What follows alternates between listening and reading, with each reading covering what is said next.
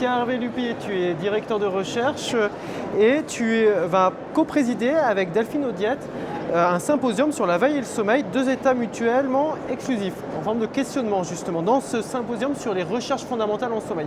Alors en clinique, on a traditionnellement l'idée que sommeil et éveil sont deux états différents. On l'enseigne d'ailleurs comme ça, mais il semble que la recherche fondamentale nous dise que ce ne sont pas forcément deux états si opposés l'un que l'autre. Est-ce que tu peux nous en dire un peu plus de ce qui a été discuté au cours de ce symposium?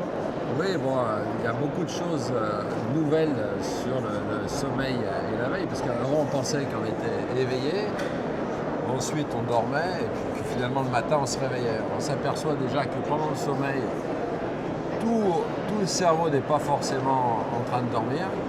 Il y a des zones qui sont éveillées alors que d'autres dorment. Aussi, donc la progression vers le sommeil n'est pas uniforme entre toutes les structures. Au moment où et au moment où tu sors du sommeil, on peut imaginer qu'à ces moments de transition, c'est encore pire, c'est-à-dire qu'il y a une dissociation entre les structures. Certaines, par exemple, si tu sors du sommeil, sont encore en train de dormir, alors que d'autres sont déjà éveillés. Donc en fait, il n'y a pas, comme on le pensait avant, tout un cerveau qui est synchrone dans le sommeil et dans l'éveil.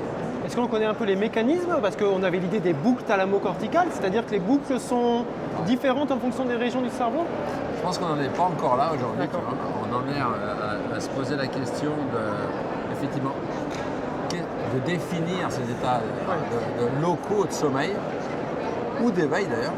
Pour mieux les étudier. Et donc on voit, par contre, imagine tu mets des électrodes sur l'ensemble du cerveau, tu vas voir sur une des électrodes que tu es en train de dormir, mais celle électrode-là, elle te montre de l'éveil, par exemple. D'accord.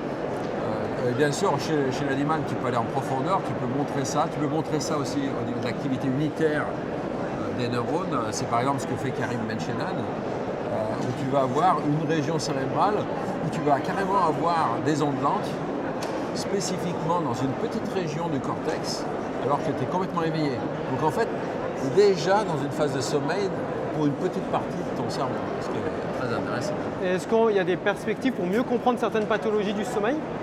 Oui, certainement, parce qu'effectivement, tu as des dissociations qui sont bien connues dans tout un tas de pathologies, où tu as, par exemple, dans le somnambulisme, typiquement, je pense que c'est là où il y a des progrès très intéressants entre le somnambule qui est, là encore, certaines parties de son cerveau sont éveillées, certainement, et d'autres sont encore endormies, ce qui explique son comportement mixte. Et donc je pense que, d'ailleurs, il n'y a pas de modèles animaux encore du somnambulisme, mais ça serait hyper intéressant d'en développer pour voir qu'est-ce qui s'arrête et qu'est-ce qui ne s'arrête pas pendant le somnambulisme. Oui, effectivement, c'est juste un exemple, il y a d'autres exemples. Bon, Pierre-Hervé Lupi, merci beaucoup pour ce résumé de ce symposium sur la recherche fondamentale sur le sommeil.